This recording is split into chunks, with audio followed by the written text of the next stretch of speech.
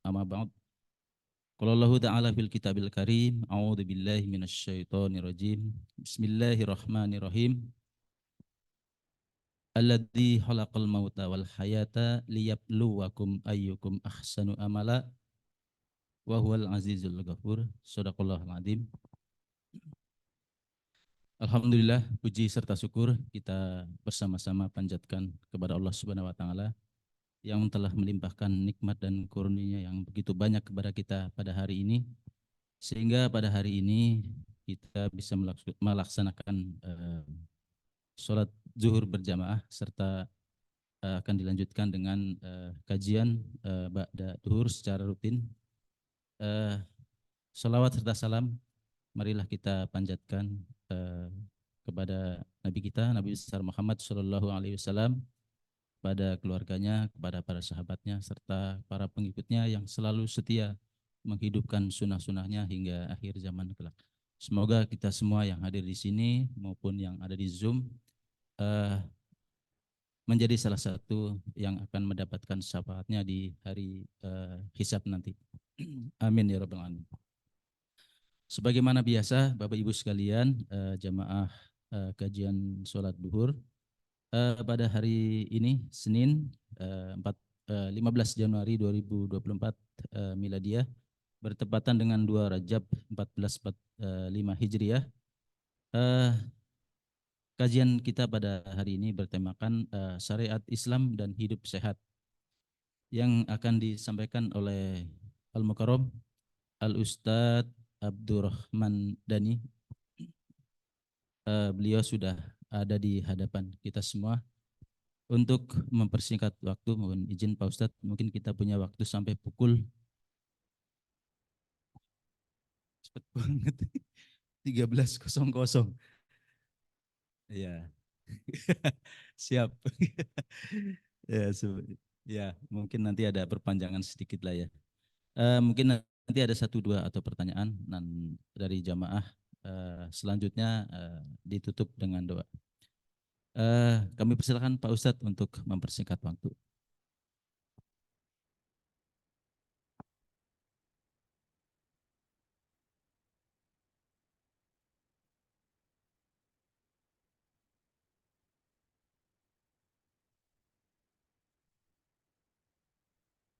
Bismillahirrahmanirrahim. Assalamualaikum warahmatullahi wabarakatuh.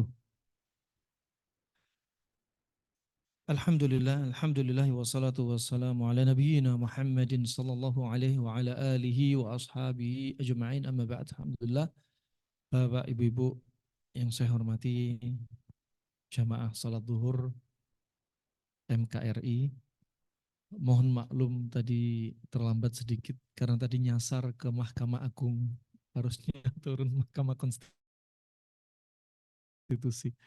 Nah, maklum ya, grab nyasar. Pak, subhanallah, kesempatan yang indah untuk saling berbagi, terutama berbagi faedah qala Allah wa qala Rasulullah sallallahu alaihi wasallam di tema siang hari ini dalam kajian tematik, yaitu syariat Islam dan hikmah di balik syariat Islam. Bahkan para ulama sebutkan, kalau Anda perhatikan semua syariat Islam rata-rata tak luput dari hikmah kesehatan. Subhanallah, Allah Subhanahu wa Ta'ala mempunyai salah satu nama sekaligus sifat Ar-Rahman Ar-Rahim. Ini identik juga dengan syariat Islam. Sayangnya Allah Subhanahu wa Ta'ala melalui syariat Islam ini, kalau kita kupas, akan menjadi materi daurah seminar yang berhari-hari, menjadi buku yang sangat tebal untuk menghayati keagungannya. Fa Allah telah berfirman dalam surat Ali Imran ayat 19, Inna dina indallahil Islam. Sesungguhnya agama di sisi Allah, agama Islam. Termasuk semua para nabi, agamanya adalah Islam. Juga demikian Allah berfirman dalam surat Al-Imran ayat 85, wa may yabtaghi ghairal islami dinan falay yuqbala minhu wa huwa fil akhirati minal khasirin. Barang siapa yang menginginkan agama selain Islam, ya, menginginkan agama selain Islam, falay yuqbala, nggak akan diterima oleh Allah Subhanahu wa taala darinya agama tersebut di akhirat, dan dia nanti akan menjadi orang yang merugi. Juga ayat ketiga dari surat Al-Maidah, Al-yauma akmaltu lakum dinakum wa atmamtu alaikum ni'mati wa raditu lakumul Islam madina. Sudah sempurna banget. Bahkan syariat yang ada dalam Islam ini menyempurnakan syariat yang sebelumnya. Seperti kutiba alaikumusiyam kama kutiba alal ladzina min qablikum la'allakum tattaqun. Di syariat nabi-nabi sebelumnya ada syariat Islam termasuk puasa. Tapi puasa ala nabi nggak seperti puasa ala nabi-nabi sebelumnya dari ahlul kitab. Ya, nggak sama. Nah, dan puasa ala nabi disempurnakan. Begitu pula sholat. Sholatnya nabi-nabi sebelumnya tidak seperti sholatnya ala Nabi Muhammad SAW. Dan demikian disempurnakan. Begitu pula wudhu. Nabi-nabi sebelumnya juga ada syariat wudhu. Tapi wudhunya ala Nabi SAW disempurnakan, dan termasuk bahkan kekhususan wudhunya pada umatnya Nabi Muhammad, Allah jadikan ghurran muhajjalina min atharil wudhu. Ada bekas apa? Wudhu yang dijadikan cahaya di anggota wudhunya, dari dahinya, tangannya, kedua kakinya. Sehingga Nabi ketika di padang mahsyar nanti, ketika ada di telaganya, di hautnya, karena semua Nabi punya telaga, dan telaga yang paling besar adalah telaganya Nabi Muhammad. Dan telaganya para Nabi sesuai dengan jumlah umatnya. Ada Nabi cuma telaganya lebih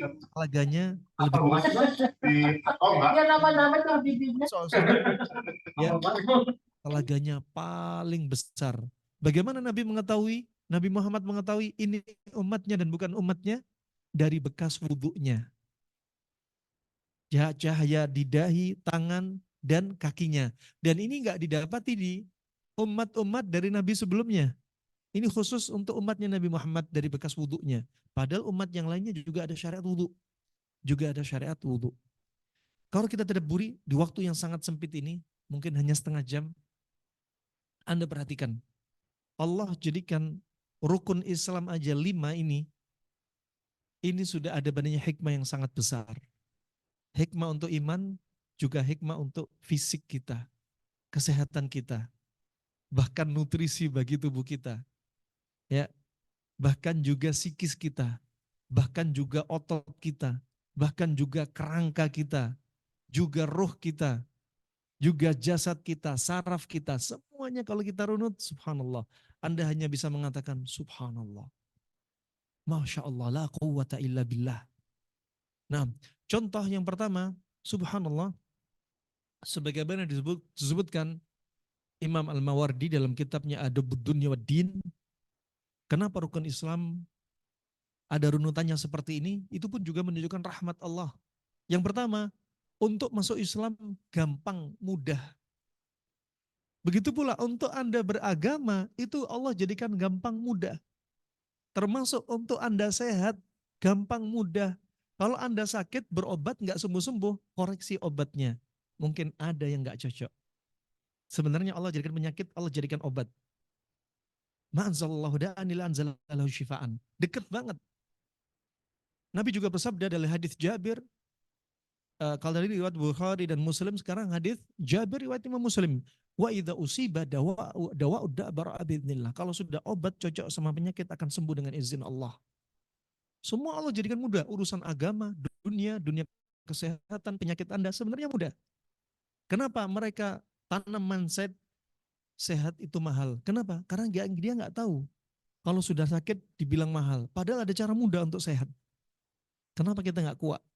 Nah, kalau ada orang sakit, obatnya sudah cocok, akan sembuh dengan izin Allah. Baik penyakit akut, kronik, baik medis, non medis, baik fisik, psikis, ya semua Allah jadikan obat. Contoh, Allah turunkan penyakit, Allah turunkan obat pada sayap lalat. Pada sayap lalat satunya penyakit, satunya obat. Makanya Nabi bersabda, "Idza waqa'a dzubab fi ina'i ahadikum falyakmishu, tsumma liyanza'hu, fa inna fi ihda janai wa fi ukhra shifa."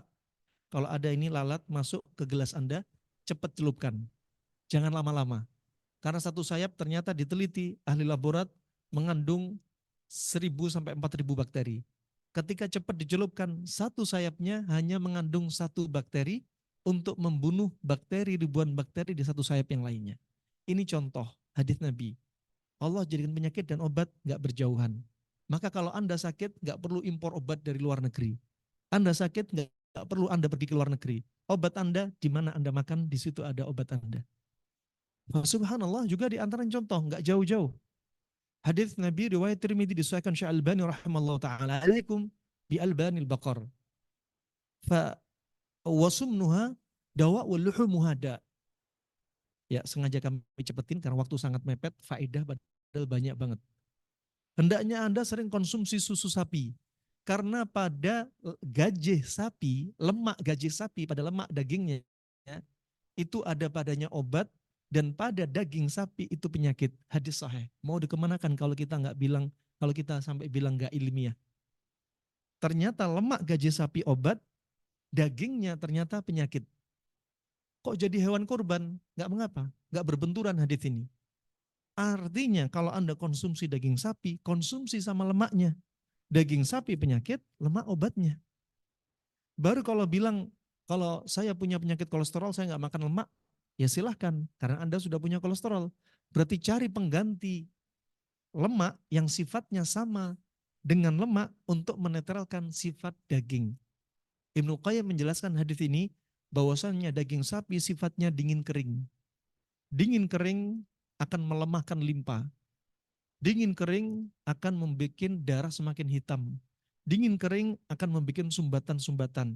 Dingin kering akan membuat tumor dan kanker dan juga daul fil, kaki gajah, juga bikin masalah psikis, was-was. Subhanallah. Sudah dibahas oleh para ulama masa silam. Penawarnya, kenapa pakai gajih? Karena sifatnya panas lembab. Dingin kering dikasih panas lembab, jadinya netral. Kalau nggak bisa pakai lemak karena takut kolesterol, cari penggantinya. Ada bawang putih, ada jahe, ada merica. Itu penuturan beliau. Ini hikmah, kenapa nggak dikuak? Ini contoh saja. Kita mulai lagi ketika masuk Islam. Masuk Islam dengan apa? Dengan syahadat. Makanya mudah. Masuk Islam mudah, agama ini mudah. Makanya Nabi bersabda, inna hadha din yusr wa la yushadad din ahadun illa ghalaba. Faqaribu wasaddidu wa qaribu.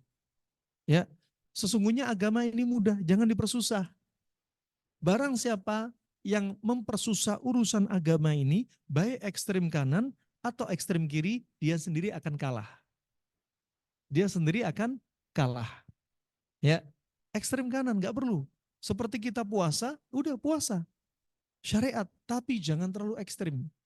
Orang yang terlalu sering banyak puasa, ya terlalu ekstrem, nggak dibiarkan tubuhnya istirahat, akan apa? Melemahkan tubuh dia. Ya, ibadah puasa, ibadah terpuji, tapi nggak boleh ekstrem kanan, nggak boleh ekstrem kiri. Ekstrem kiri sama sekali nggak puasa. Puasa sunnah juga puasa Ramadan sama sekali nggak. Ya, maka dia akan kalah. Karena semuanya ada hikmah.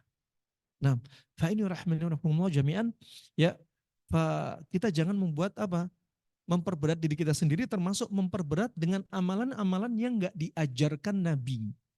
Nabi, kalau kita perhatikan masalah ibadah, itu hukum asal ibadah al-mana', dilarang. Loh kok bisa asal hukum ibadah dilarang? Iya. Sampai kapan? Sampai ada dalil yang menganjurkannya. Menunjukkan kita nggak boleh sembarangan ibadah. Ibadah itu ada juklaknya. Kalau keluar dari juklak, berarti kita melakukan satu amalan yang nggak diatur oleh Nabi. Nah, ini menunjukkan rahmahnya Allah Subhanahu wa taala, juga Nabi rahmatan lil alamin. Ketika ada sahabat yang berkata, setelah tanya kepada Aisyah, ya bagaimana ibadahnya Rasulullah, kemudian tiga orang ini berkata apa? Satunya berkata, idzan ana asum wala uftir. Kalau gitu aku puasa nggak akan buka. Ekstrim. Yang satunya lagi bilang, idzan ana aqum wala anam. Kalau gitu aku sholat malam terus-menerus dan aku nggak akan tidur. Yang satu lagi mengatakan, idzan la atazawwaju an-nisa. Kalau gitu aku nggak akan menikahi wanita. Dibantah oleh Nabi, langsung Nabi datang kepada mereka ditanyai, ama ana akhsya wa atqakum lillah. Ketahuilah, aku ini lebih bertakwa dan lebih takut kepada Allah daripada kalian. Kenapa? Karena Nabi sudah diajak jalan-jalan, lihat neraka, lihat alam kubur, ya, lihat surga, sudah diajak, sudah tahu. Naik ke Sidratul Muntaha, ke langit sampai Sidratul Muntaha, ya, dialog dengan Allah Subhanahu wa taala. Gimana Nabi nggak takut? Pasti lebih takut. Walakin, tapi kata Rasulullah apa? Ana asum wa uftir. Aku puasa dan aku buka. Ya, wa ana aqum wa anam. Aku salat malam dan aku tidur. Wa ana atazawwaju an-nisa, dan aku menikahi wanita. Faman ragiba an sunnati falaysa minni. Barang siapa membenci sunnahku, dia bukan dari golonganku. Nah, ini tegasnya Rasulullah. Makanya kalau ibadah kita harus tahu juklaknya. Bagaimana tahu juklaknya? Belajar. Qala Allah, qala Rasulullah. Kalau kita melakukan satu ibadah ternyata nggak diajarin Nabi, hanya nyampein diri kita, ngeluarin duit, ngeluarin tenaga, ternyata Nabi nggak mengajarkan. Ini termasuk apa? Membebani diri kita sendiri. Ini rahmatnya Allah Subhanahu Wa Taala. Begitu pula untuk urusan sehat, demikian simple sebenarnya. Jangan dibikin susah. Agama itu juga mudah. Untuk Anda sehat mudah. Kemudian untuk masuk Islam cukup dengan apa? Syahadat. Asyhadu an la ilaha illallah wa asyhadu anna Muhammadar Rasulullah. Simple, sudah masuk Islam. Walaupun setelahnya ada lawazim-lawazimnya yang harus dia datengin. Yang penting syahadat dulu. Dan termasuk sunnah yang dilupakan setelah syahadat, ya, atau ketika dia bersyahadat juga, dia apa? Dianjurkan untuk mandi dengan daun bidara. Ketika masuk Islam, mandi pakai daun bidara. Ketika jenazah, dia jadi seorang jenazah, dimandikannya pakai daun bidara. Nah, daun bidara datang dalam riwayat hadis, di antaranya selain dua tadi, juga untuk kaum wanita. Ketika bersuci dari haid, ini yang sering dilupakan, pakai daun bidara.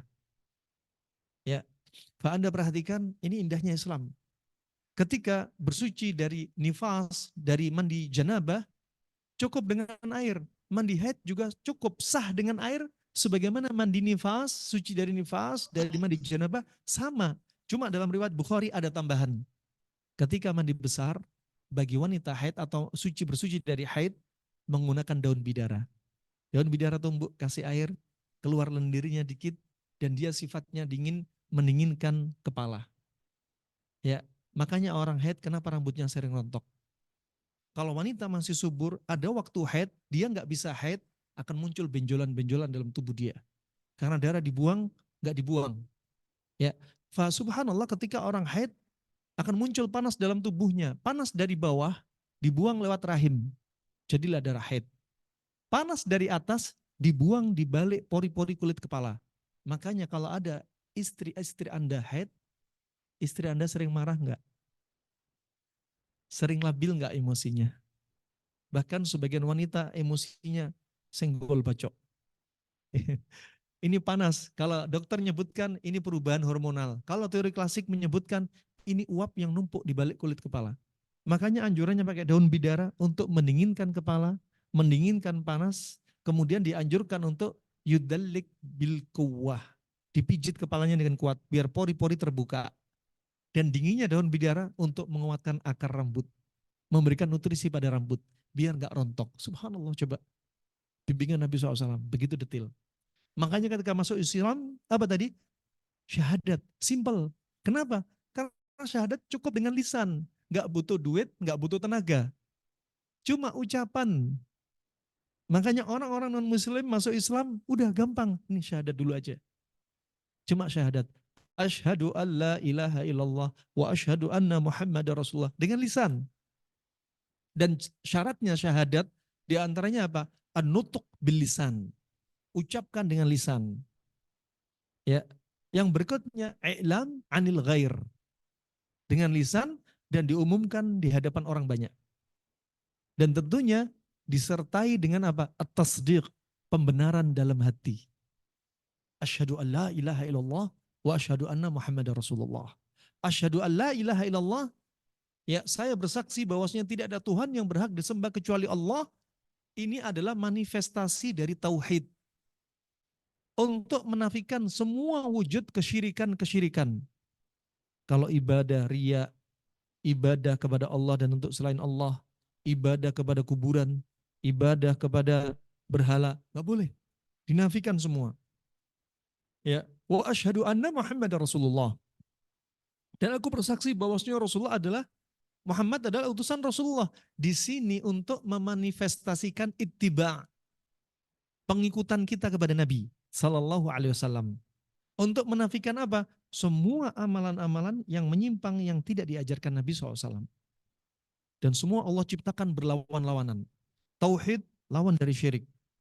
Bimbingan Nabi lawan dari yang tidak dibimbingkan oleh Nabi. Nah, fa ini rahimahullah jami'an, cukup dengan lisan dia masuk Islam. Dengan lisan masuk Islam. Ketika dia sudah syahadat, nyawa dia sudah sangat mahal walaupun dia hanya pemulung sampah. Lebih mahal daripada nyawanya seorang raja atau presiden yang nggak bersyahadat kepada Allah dan Rasulullah SAW. Ya, kalau nyawa dia dibunuh, lebih baik dunia ini sirna daripada dibunuhnya nyawa seorang muslim yang sudah bersyahadat. Betapa mahalnya seorang muslim. Ini syahadat. Kalau orang sudah syahadat, ya hatinya sudah beda. Lihat orang-orang mu'allaf, dia rasakan ketenangan dalam hati dia. Makanya yang sebelumnya mereka di kegelapan malam, ya kemudian ketika dia syahadat, mulai dapat dia secercah cahaya. Dia tenang. Ketika dengan kalimat tauhid, syahadat asyhadu an la ilaha illallah wa anna Muhammadar Rasulullah. Berikutnya, setelah syahadat, ya ini dimulai dengan hati. Makanya Nabi SAW bersabda, inna fil jasadi mudghah. Idza salahat hadhil mudghah, salahat jasadu kulluh. Wa idza fasadat hadhil mudghah, fasada jasadu kulluh. Sesungguhnya di dalam tubuh ini ada jasad. Dalam jasad ini ada gumpalan daging. Kalau gumpalan daging ini baik, semuanya ikut baik. Kalau gumpalan daging ini rusak, semuanya ikut rusak. Ketahuilah, gumpalan daging ini adalah hati atau jantung kita. Rusak dari sisi iman, rusak dari sisi fisik. Rusak dari sisi iman, kalau sudah imannya, hati ini sudah rusak, nggak punya iman, lihat apa yang terjadi, makan makanan haram, nggak peduli. Matanya melihat sesuatu yang diharamkan untuk dilihat, nggak peduli. Matanya dibiarkan melempar mata jahat, mata ain. Setiap mata dia melihat, mencelakakan kendaraan yang dia lihat. Setiap mata dia melihat, mencelakakan anak kecil yang cakep. Temannya yang berpenampilan lebih cakep dari dia, pada sakit, pada mati. Nah, nggak bertakwa kepada Allah Subhanahu Wa Taala. Hati sudah rusak. Ya, wa subhanallah, makanya Nabi bersabda, inna aktsara ummati mautan ba'da qada'illahi wa qadari bisababil ain. Hadis riwayat Tirmidzi wa Tayalisi. Ya, sesungguhnya banyak sekali umatku yang meninggal setelah qada dan qadar dari Allah karena mata jahat. Makanya Anda, biar mata Anda tidak melemparkan kematian, panah beracun, ya. Kalau melihat sesuatu yang menakjubkan, baca barakallahu fik, Allahumma barik, yubarikallahu alaik. Ya, memang ini semua atas izin Allah. Kena tidak kena atas izin Allah. Tapi kita harus bertakwa kepada Allah. Jaga pandangan mata kita melalui zikir lisan kita biar tidak melemparkan bala, musibah pada alam sekitar dia. Karena apa? Bisa berdampak kepada makhluk hidup dan benda mati. Nah, kemudian ini setelah asyhadu an la ilaha illallah asyhadu anna Rasulullah, hati ini kemudian jadi sehat secara iman. Tangan digunakan untuk apa kalau hati kuat? Untuk kebaikan. Mau melihat gadget sesuatu yang haram, ya dihilangkan. Kenapa? Hatinya baik.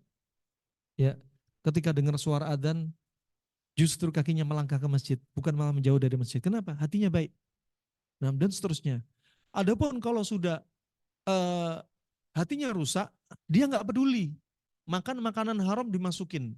Lihat orang yang suka makan makanan haram, Anda perhatikan, dia akan sering dicoba musibah dengan penyakit-penyakit sekitar perutnya. Nah, apa? Ketidakberkahan yang dia dapati. Termasuk apa? Doa dia nggak dikabulkan oleh Allah Subhanahu Wa Taala. Bermula dengan apa? Dirinya makan uang haram, istrinya dikasih uang haram, anaknya dikasih uang haram. Nah, ini rahimahullah yang perlu ditadaburi. Ya, gara-gara yang haram tadi, apa? Kalau hati rusak, nggak peduli mata, mulut, telinga, dimasukin semuanya yang haram-haram, suka dengar suara-suara yang ghibah-ghibah dan lain sebagainya, suara-suara yang bikin hati dia sakit, juga hati ikut sakit, ya. semakin banyak bicara, semakin banyak omongan keji, hati dia juga sakit. Semakin melihat suatu yang haram ya dari mata dia, hati dia juga sakit. Nah, hati ini aslinya warnanya putih. Ketika timbul maksiat dari mata, dari telinga, dari perbuatan kita, lama-lama hati putih seperti dikotori tinta warna hitam. Ketika istighfar dihilangkan nih. Tapi kalau dia jarang mengimbangi, makanya Allah ciptakan berpasang-pasangan. Ada maksiat, ada taubat. Ada surga, ada neraka. Ada tauhid, ada syirik. Ada sunnah, lawan dari sunnah. Ya, ada sehat, ada sakit. Ada siang, ada malam, ada gelap, ada terang. Seterusnya, ada hidup, ada mati. Termasuk ada hati sehat, ada hati sakit.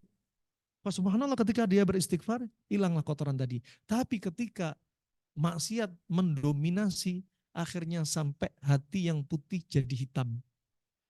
Kalau nggak tersisa satu cercah cahaya putih pun, akan ada saatnya dia menjadi hati mati. Hati mati adalah hati-hati orang yang sudah keluar dari iman. Rahimahullah ini. Kemudian sakit hati atau jantung ini dari sisi fisik seperti apa? Kalau sudah jantung sudah bengkak, ginjal bakal kena, liver kena, tubuh semua kena, ya merembet kemana-mana. Jadi bisa rusak iman, rusak fisik. Subhanallah, akan menyebabkan organ semua bermasalah karena masalah hati. Karena disebutkan organ inti dari para ulama sebutkan bahwasanya organ intinya adalah jantung, bukan kepala. Adapun jantung dan kepala, ya tempatnya akal berproses. Kemudian untuk masuk Islam dengan syahadat, dengan ucapan murah meriah, nggak butuh tenaga, nggak butuh uang. Kemudian yang kedua, salat, naik derajatnya. Setelah cuma ucapan, sekarang naik ucapan dan gerakan. Ucapan dan gerakan. Subhanallah. Ya, ucapan dan gerakan ini merupakan apa? Tambahan beban untuk mereka yang sudah masuk Islam. Ya, subhanallah, Anda perhatikan, sholat jangan pernah diremehkan. Sholat jangan dijadikan rutinitas menunaikan ibadah kewajiban saja. Anda nggak akan merasakan lezatnya sholat kalau hanya ingin menunaikan kewajiban. Anda akan merasakan lezatnya sholat kalau Anda ingin berjumpa dengan Allah, berdialog dengan Allah. Idza qama ahadukum yusalli fa innahu yunaji rabbah. Kalau salah seorang dari Anda berdiri tegak sholat, ya Anda sebenarnya sedang dialog dengan Allah. Berjumpa dengan Rob kita, bukan atasan-atasan kita, tapi sang Khalik kita. Nah, apa? Sehingga Anda bisa merasakan lezat. Jangan jadikan sholat apa? Seperti sholat pengen cepat selesai. Jangan. Kun kasamak fil bahr. Jadilah ketika sholat seperti ikan di lautan. Ikan di lautan kalau diambil, ditaruh di atas perahu, dia selalu loncat-loncat. Kenapa? Dia nggak nyaman. Keluar dari habitatnya. Jadikan sholat habitat Anda.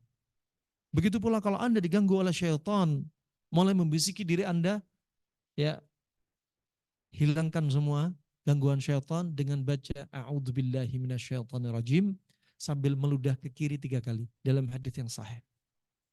Ya, ini sunnah kalau dijalankan kalau sama-sama tahu sunnah.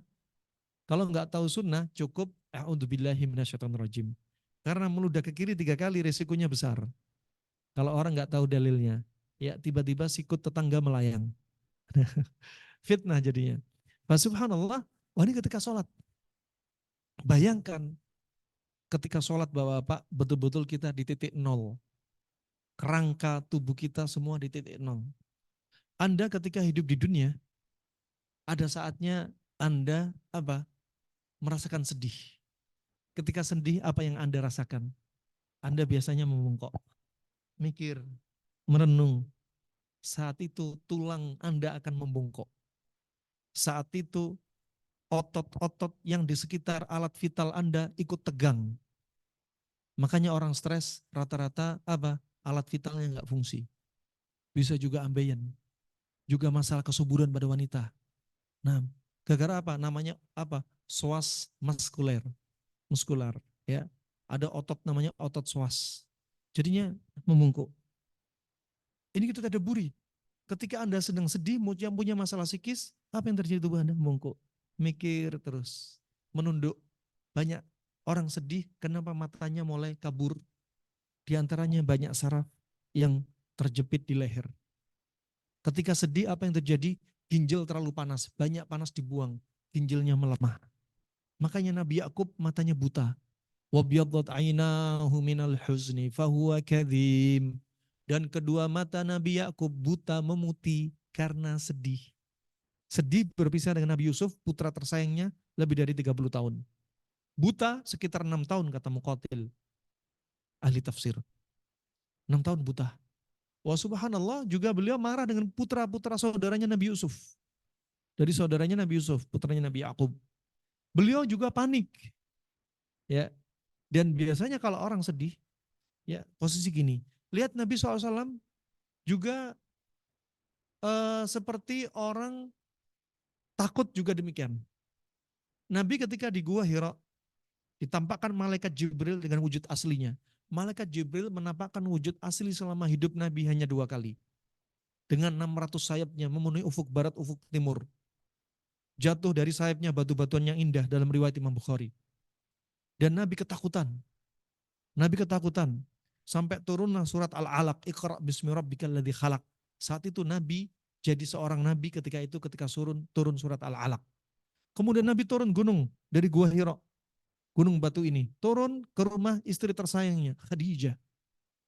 Ketika masuk rumahnya Khadijah, kemudian Nabi berkata apa? Zammiluni, zammiluni, selimutilah aku. Menunjukkan orang kalau takut itu menggigil. Zammiluni, zammiluni. Kemudian setelah itu apa kata Nabi? Subbi alayyal ma'al barid. Ya Khadijah, tuangkan kepadaku air dingin. Dia menggigil, tapi dia kepanasan. Karena takut disiram air dingin. Kemudian turunlah ayat, Ya ayyuhal muddathir kum fa'anzir. Nah, turun surat Mudathir. Disinilah Nabi diutus sekaligus sebagai seorang Rasul. Jadi jarak sebagai Nabi dan Rasul gak jauh. Langsung kejadian itu.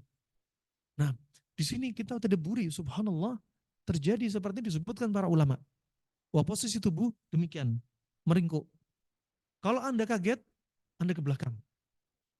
Ya, kalau Anda sedang riang gembira, ya, Anda dalam keadaan apa? Senang, mengangkat badan. Wah, demikian. Hati ini kalau dalam keadaan dia marah, saking marah dan murkanya, wajah bisa berubah menjadi hitam. Bukan hanya merah. Makanya ketika orang-orang jahiliyah dapat kabar istrinya melahirkan anak perempuan, dia marah, mengingkari takdir Allah. Dhallat wajhuhu muswadda wa huwa kadhim. Ya, wajahnya menghitam. Ya, menghitam. Wah, ini menunjukkan apa? Psikis berdampak kepada fisik. Nabi Yakub sampai buta. Orang marah wajah bisa hitam. Ya. Orang sedih rambut bisa putih. Dari mana contohnya? Hadis Nabi. Allahumma inni a'udzubika min jari su' wa min zawjin tushayyibuni qabla al-masyib. Sampai akhir hadis. Ini doa yang harus Anda hafal. Biar Anda nggak dapat tetangga yang akhlaknya buruk, biar Anda nggak dapat pasangan hidup yang jelek. Ya, biar nggak dapat anak yang menguasai harta Anda, biar harta Anda nggak menjadi siksaan, biar Anda nggak punya teman yang khianat. Ya, di depan Anda dia baik, kalau Anda punya kebaikan, kebaikan Anda disimpan, kalau Anda punya keburukan, keburukan Anda disebarin. Ya. Allahumma inni a'udzubika min jarusu. Ya Allah, jauhkan aku dari tetangga yang akhlaknya buruk. Ya Allah, jauhkan aku dari pasangan hidup yang membuatku beruban sebelum masa tuaku. Nah, kalau bapak-bapak ini usia paruh baya sudah banyak uban, jangan-jangan ibu-ibu bikin stres. Ya. Kalau ibu-ibu banyak yang ubanan, jangan-jangan suaminya bikin stres.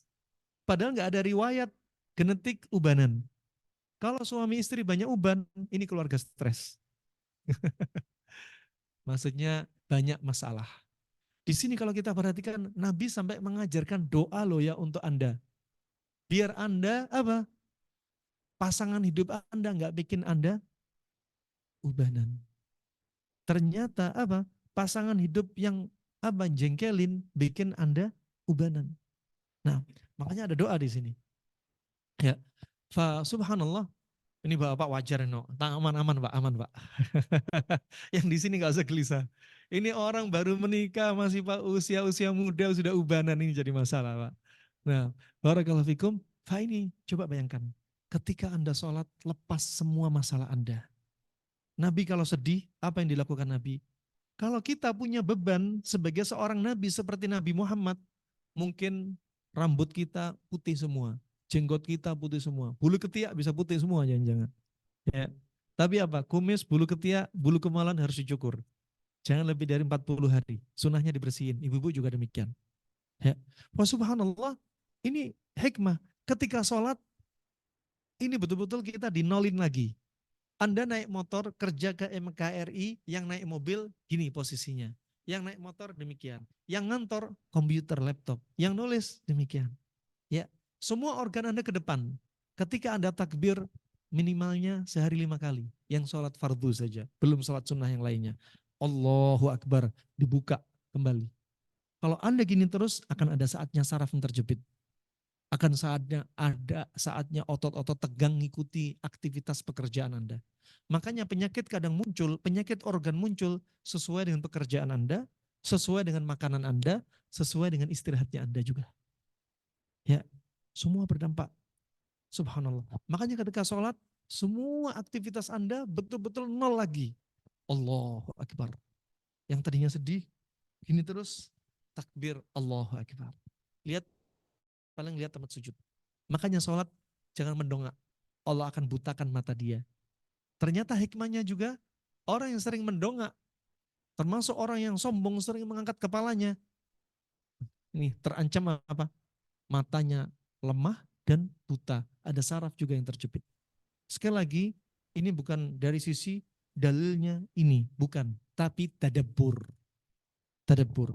Makanya sholat Allahu Akbar. Ya. Kemudian Anda ketika itu apa? Ruku. Ketika ruku, subhanallah ini terapi yang terbaik untuk orang HNP. Ya, rukuknya harus lurus sampai air netes pun nggak ada lari kemana-mana tuh air. Sepertinya waktunya udah cukup ya. Jam 1 gimana ini? Belum separuh pembahasan Walis. Gimana cukup aja dah ya? Iya, ada acara kan ya? Jadi cukup aja. Nah, kisah selanjutnya insya Allah next time kita lanjutkan ya. Kita masih masuk awal pembahasan rukun Islam yang kedua. Di YouTube nanti kita bikin judulnya insya Allah seri pertama. Seri kedua insya Allah dianggarkan lagi. Itu saja. Mungkin ada pertanyaan dipersilahkan. Atau cukup? Abdul.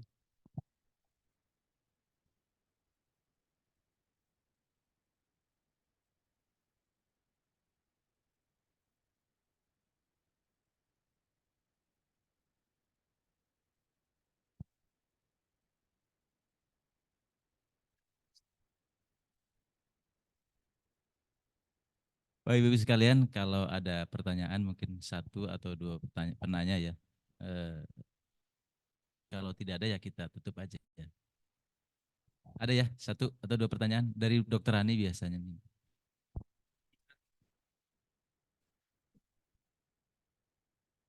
Dari Bapak-bapak pas juga. Mungkin karena waktu juga Pak Ustadz, jadi mungkin tidak ada pertanyaan. Mungkin juga karena baru ingat ya. Oke Bu Dokter, silakan Bu Dokter. Satu aja ya. Eh, Jangan curhat tapi jangan curhat. Langsung bertanya.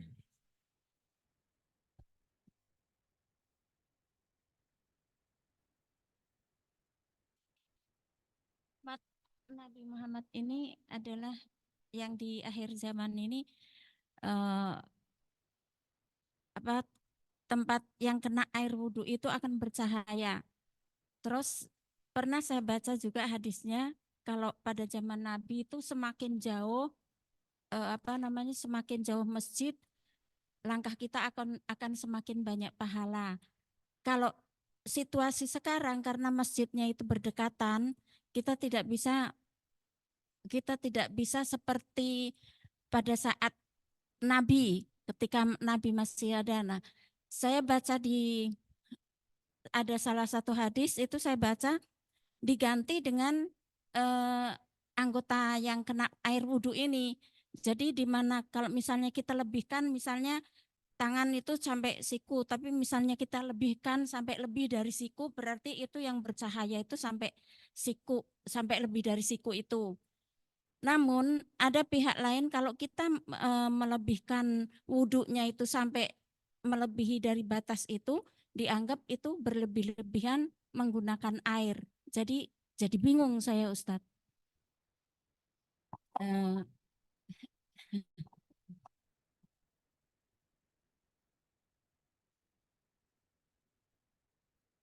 Baik. Jadi ada hadisnya, di antaranya keutamaan mereka yang di antara jarak rumahnya jauh dari masjid, karena semakin banyak langkah ke masjid, di antaranya kullu sulama minan nas alaihi sadaqah. Setiap sendinya manusia itu ada padanya sedekah. Ini juga termasuk mukjizat dari Allah kepada Nabi SAW. Nabi mengabarkan sendinya manusia. Thalathami'ah wasittun. Thalathami'ah wasittun. Sendinya manusia 360 sendi. Sedangkan para ilmu pengobat kedokteran mengatakan sendinya manusia itu 250 sampai 350 sendi. Sedangkan wahyu, karena Allah yang mencipta, jalur wahyu yang kedua ini dari sunnah, divonis sendi 360 sendi. Ya, Pak, kita harus beriman dengan dalil. Kalau dalil itu datang jelas. Berarti ketika semakin kita jauh dari masjid, semakin banyak sendi yang bergerak, ya, maka apa? Pahala juga semakin banyak. Semakin jauh semakin banyak. Tapi itu tadi, zaman demi zaman berbeda. Zamannya Nabi Muhammad kita tahu iman mereka kal jibal, seperti gunung. Zaman kita masjid di samping, anak dikuliahin luar negeri, anaknya pulang kampung, disuruh masjid aja enggak. Suruh kuliah sampai luar negeri. Iman sudah beda. Nah, enggak bisa disamakan. Subhanallah juga demikian, termasuk keutamaan umatnya Nabi Muhammad SAW juga diantaranya wudhu tadi. Dalam satu hadis sebutkan, man arada ayyutila ghurratahu falyutil wudu'ahu. Barang siapa yang ingin membuat cahayanya semakin berkilau, ya, cahayanya semakin besar, ya, berkilau, maka panjangkanlah wudhunya. Artinya panjangkanlah wudhunya bukan berarti wudhunya dilebihin dari 3 kali gosokan, cucian, bukan. Tapi wudhunya dipelan-pelanin. Kalau masalah menghabiskan air, iya kalau airnya dibolongin. Airnya pelan-pelan aja. Abu Bakar As-Siddiq pernah wudhu, 1 tetes pun gak ada yang netes. Saking apa? Saking sedikitnya air dan dia gosok-gosok. Kenapa? Karena air terbatas. Nabi juga pernah berwudhu 1 mud. 1 mud itu sedikit. Karena air waktu itu memang sedikit. Jadi menggunakan air, ya, memanjangkan wudhu gak harus airnya banyak. Sedikit tapi apa? Digosok-gosok. Pelan-pelan. Falyutil wudu'ahu. Ya. Kemudian enggak harus anggota wudhunya dibasuh, misalkan siku harus sampai ketiak. Enggak harus. Yang penting siku di atas siku dikit udah selesai. Cukup. Enggak boleh berlebihan. Ya. Bilangan atau anggotanya terus dilebihin. Membasuh kaki sampai apa? Mata kaki, atas mata kaki ini. Enggak harus sampai lutut. Enggak. Ya. Kemudian juga di antara keutamanya apa? Tawadhu' alal makarih. Wudhu dalam kondisi dibenci. Seperti apa? Wudhu Anda misalkan di Dieng. Suhunya pas musim kemarau bisa -4, -10. Anda wudhu dalam keadaan air dingin banget. Anda bisa dapat keutamaan. Pahalanya lebih. Ya. Atau Anda wudhu misalkan di Jakarta tandonnya semua dari seng. Panas semua. Wudhu airnya panas. Anda juga dapat pahala. Ya, Anda dapat pahala. Ini di antara keutamanya. Wudhu ini selain membersihkan kotoran, juga membersihkan dosa sebagaimana dalam hadis riwayat Muslim sampai tetesan terakhir air wudhu kita. Makanya wudhu jangan jadikan rutinitas tapi resapi hadis-hadis ini. Ya, wallahu a'lam bishawab. Insyaallah itu.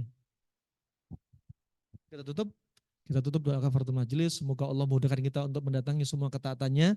Ya, semoga Allah bersihkan hati kita, Allah bersihkan jasad kita. Ya Allah, wafatkan kita dalam keadaan istiqamah, ya, dalam keadaan husnul khatimah, dan Allah jauhkan kita dari segala murkanya. Amin ya rabbal alamin. Wabillahi taufiq wal hidayah. Subhanakallahumma bihamdik asyhadu an la ilaha illa anta astaghfiruka wa atubu ilaik. Wassalamualaikum warahmatullahi wabarakatuh.